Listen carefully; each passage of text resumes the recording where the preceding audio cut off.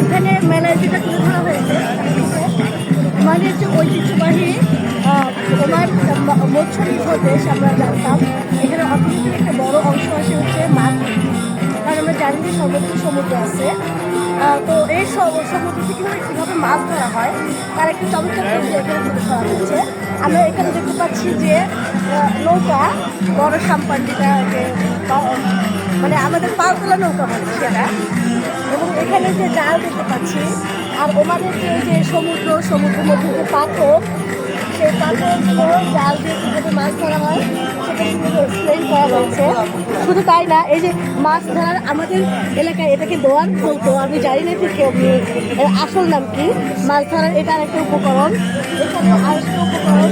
এখানে আমরা আমরা জানি যে ওমানের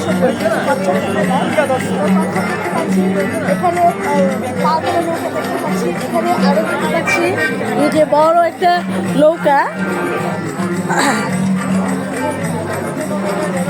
ওমানের আসলে যে অর্থনৈতিক যে ট্র্যাডিশনাল যে ঐতিহ্যবাহী যা কিছু আছে মোটামুটি এই বেলাতে সবই দেখতে পাচ্ছি। সালাম, উনি জেলের প্রতীক হিসেবে বসে আছেন।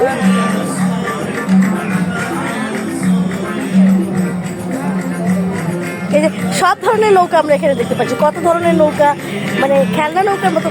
এই এক ধরনের নৌকা, এটা মাছ ধরার একটা উপকরণ।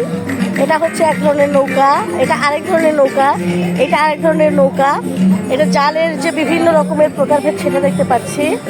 এটা আবার আরেক ধরনের নৌকা। তো বিভিন্ন ধরনের নৌকা এবং মাছের যে উপকরণগুলো সেগুলো দিয়ে এটা মূলত সাজানো হয়েছে এই স্টলটা।